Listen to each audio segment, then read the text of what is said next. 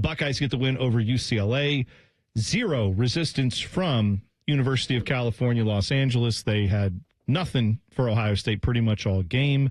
The Bruins, kind of before the game started Friday night, kind of took whatever little bit of air there was into this game, or maybe a little bit of what you thought. Ryan Day had talked last week about, hey, at least Nico Iamaleava is a guy that you have to watch out for.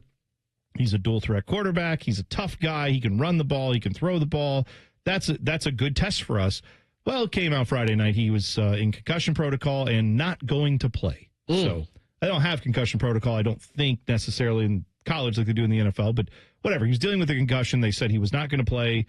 Some speculated that the concussion was presumptive concussion from given the fact that last year he played here with Tennessee, and then that didn't go well. Is it the concussion from last December? Is that what he was thinking about? He remembered the hits that had happened and was like, you know what, I'm already getting a headache. I'm just going to sit this out. And like I said in our group chat, if you're scared, go to church, Nico. Wow. Don't fake a head injury. I mean, I understand what you're saying, but also he literally had his helmet cracked open by this Ohio State defense last time. Now, for a different team, apparently, but just saying, I can understand if someone gets a little PTSD from that and said, I don't know if I'm ready to go. But either way, he said he had a concussion. I'll take him at his word. Buckeyes win 48-10. Where do you want to start here, Tyvis? Because we can break down the game, but I think where most people are after this one, it has nothing to do with the game. Has a lot to do with what's going on off the field. But go ahead. I have one thing about the game. Two things. One, it was nice seeing the run game go. It really was. It was nice to see Julian Sayin have some adversity, quote unquote, because he rolled his ankle and then he was out without his two primary wide receivers, and yet he was still able to march downfield and be able to score. So that was nice to see. The only issue I had out of this entire game was that when Caden Curry blocked that punt and went to do his basketball celebration, he traveled. Like Giannis does? No. Was that not a gather? I thought there was a gather. We ain't going to do that. I thought I saw a gather step. No. Yeah, I saw a gather step. That man did, instead of he tried to do the James Harden step back, he did like 4 step backs before he shot the ball. That's a travel.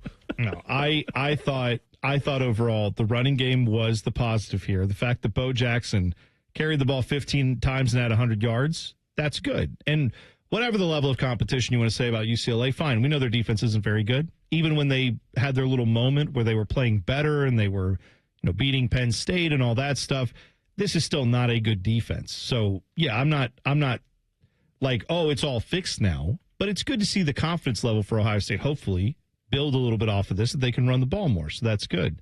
On the Julian Sayin front, it was definitely not his best game. I do think, like you said, him dealing with the adversity with the ankle injury is something that I don't care what it does for his Heisman abilities. I don't care what it does for all that. It just is something that you have to be able to play through. And to see him be able to find a way to get through that and still make some plays, that gives you hope for, when the tougher games are coming, there's going to be a little bit more physicality. He's going to take some shots. I think that's something that you haven't seen a lot of, right? He hasn't had a lot of chances where he's been hit hard. He wasn't hit hard on that play. It was he just rolled his own ankle. Because we have the great turf there at Ohio Stadium, which was I'm such a fan of. But anyway, so that seeing him deal with that pain, still be able to get out there and play through it, that was a good thing. Oh, and then the Devin Sanchez thing. He gave up the little slant that went for a good 30 yards, and then he came right back and hit him with the drag route and scored the touchdown. I mean, listen, it doesn't matter the team right now. When Six is out there, they are looking for him. And he's a freshman. Yes. But there were some people out there who were trying to tell you that he is Jeremiah Smith, but on the other side of the ball. Maybe he will be by the time you played defensive back. You played like a similar position. I'm sure it is hard to take all that in as a freshman and be put in those spots. But, yeah, right now it's not going, I think, as well as people would have hoped it would be, put it mildly. I'm going to be honest with you. Very seldomly is a corner going to come out of high school and just be that deal. Like that, it's a very tough position. It's the hardest position to play in football. So it takes time to learn the position. A lot of the times what separates a lot of people is the above shoulders, not even the physical traits. It's the fact of knowing the game and understanding the game.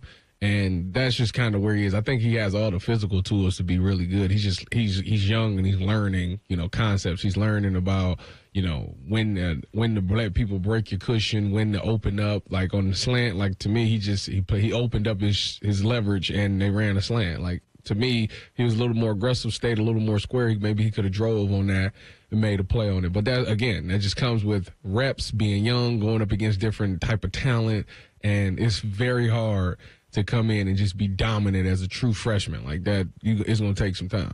Yeah, I'm not giving up on the guy at all, but I do think it's unfair to sit here and just. Not that you are, but I've seen some people in the media who kind of are like, well, hey, don't get too worked up about this. No, man, you're trying to go back to back. You're trying to go undefeated, trying to do all these things. We're going to look at the weak spots right now in that defense. He is one of the very few weak spots that we've seen. Doesn't mean he can't improve and get better, to your point, right? I mean, there's still plenty of time for that to happen. And nobody's a freshman at the end of these years, right? At the end of your freshman year, you cease to be a freshman because moments like this happen. You go get better, hopefully. Mm-hmm. You go get some film study. You get yelled at by your coaches. You get whatever needs to happen there. But, hopefully he can bounce back from that and get better. But, right now it's not good enough. Yeah. And so I think everybody can acknowledge both things are true. Yeah, he'll be fine. Like I said, the thing is that he's got two guys that's in front of him that's really good, so he's learning every day. He's going up against some really good competition in practice every day. So it will expedite his learning process. He will be fine, And the thing is, we've had games where he's had to start. When Lorenzo went down, they slid Jermaine inside, and he had to play outside for an entire game, and it wasn't bad. He did okay in that spot. So he's had some moments where they know that they can get through a game, and he will continue to get better. I'm not worried about it at all. A couple other things from the game, because one thing that I wanted to get to is the People's Choice. What was the People's Choice? James Peoples. Oh, right. I missed out on the nickname. What are you going with? I mean, we're 26 minutes into the show, and I want to know what the Fringe thinks about the injury situation, because I'm in a full-blown panic, okay? And I'm not even a Fringe member.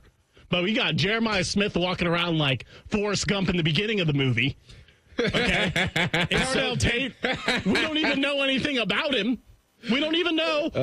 We just no one's reporting anything about Carnell Tate, and then out of nowhere, Pete Thamel's like, hey, by the way, Carnell Tate's not playing. What's going on? Dylan. What's going on? Dylan, if I didn't know any better, I would think maybe you're the one who tweeted out Ryan Day's address last year. Welcome to the club, buddy. Glad you're here. I have lots of concerns. I have Michigan PTSD kicking in. I got all kinds of nerves. But, no, the number one thing for me is the two best wide receivers in America are Ouchie, and I'm not feeling good about that. This is bad timing, folks. No, and I could do an hour on that thing you said about how do we go 2 weeks with Carnell Tate having injuries and we hear nothing about it. We have 800 beat reporters for this stupid team. How do we not have someone who saw, hey, Ryan Day, Carnell Tate, good to go? Last week he didn't play. No one asked that question this week. What are we doing?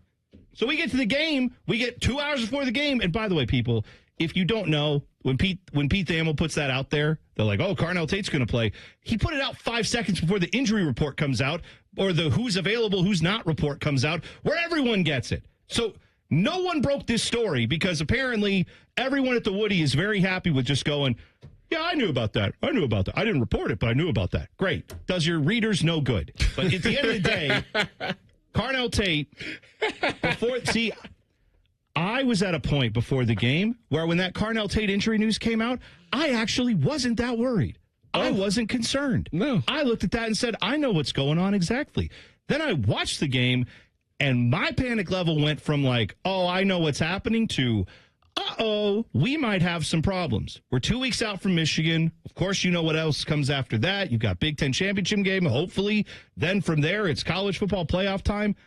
I am concerned, and I will tell you why when we come back in 2 minutes. T-Bone and Tyvis on the Fan.